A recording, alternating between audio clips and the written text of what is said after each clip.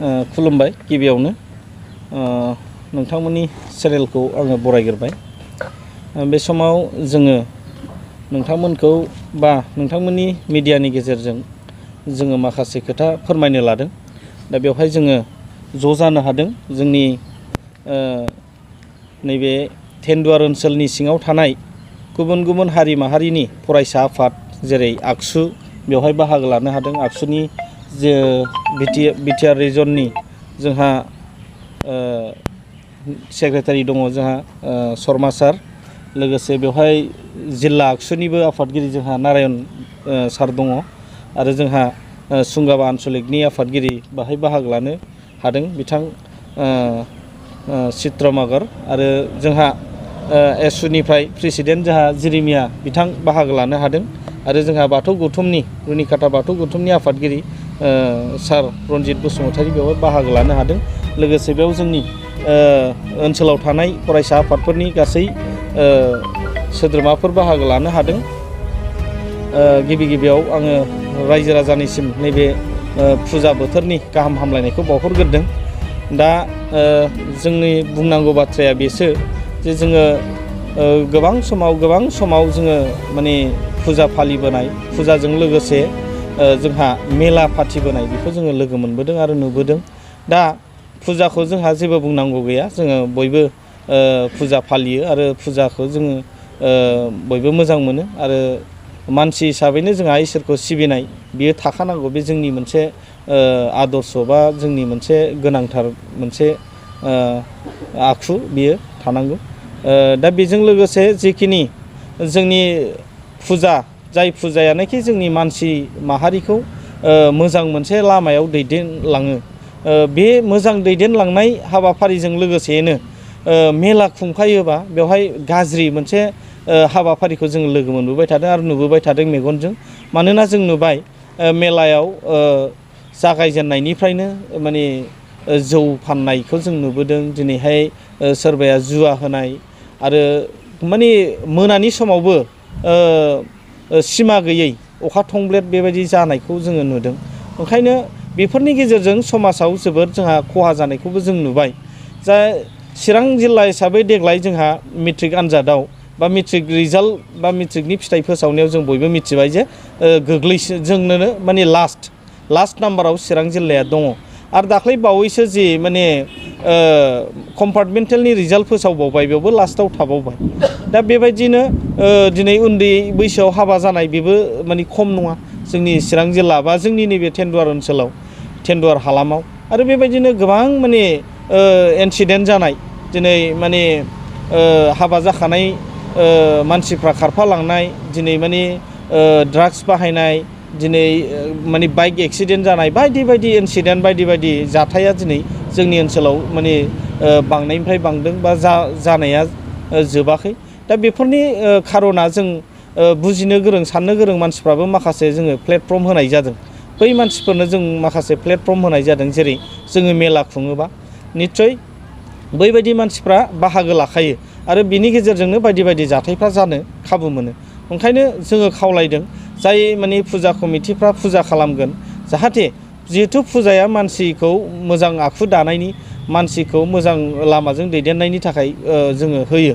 दा बेजों गाज्रि लामाजों दैथिंफाग्रा बे मेला जिनिसखौ जाहाथे होफाया, जोङो बेखौ खावलायदों।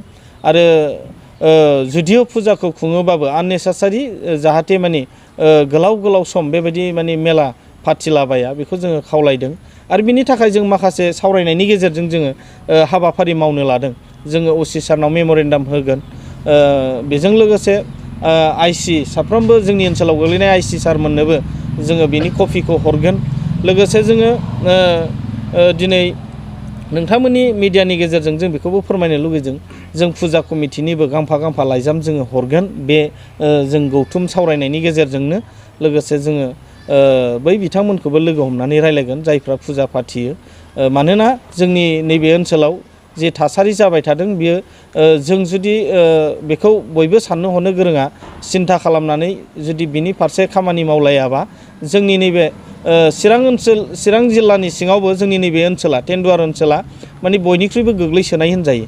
मोनफ्रोमबो बिथिङाव सोलोंथाइ बिथिङाव जा रांखान्थि बिथिङाव जा समाजखान्थि बिथिङाव जा माने जौगालु बिथिङाव जा गासिबो बिथिङाव जोङो माने गोग्लैसोसिननाय ओंखायनो जोंहा बेनि सायाव बयहाबो सिन्था खालामनांगौनि बिबान दं आङो बयखौबो खावलायहरबाय रायजो राजायाबो जाहाथे मेलानि फारसे मदद खालामा बयबो हेंथा खालामो बा बयबो बिनि सायाव सांग्रां जायो बेखिनिखौनो आङो टेन्डुवार आन्चलिक एबसुनि जानानै आङो रायजो राजाफोरखौ खावलायहरबाय आरो मिथिहरबाय गोजोन्थों।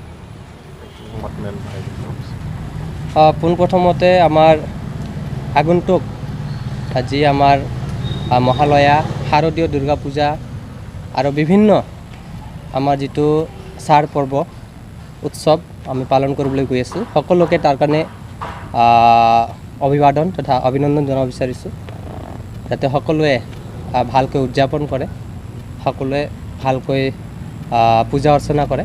তো আজি বিশেষকৈ এটা ভাল দিন বুলি ক'ব লাগিব বিশেষকৈ সমাজৰ উন্নতিৰ ক্ষেত্ৰত প্ৰগতিৰ ক্ষেত্ৰত কিয়নো টেন্ডুৱাৰ যিটো আঞ্চলিক আমাৰ এপছু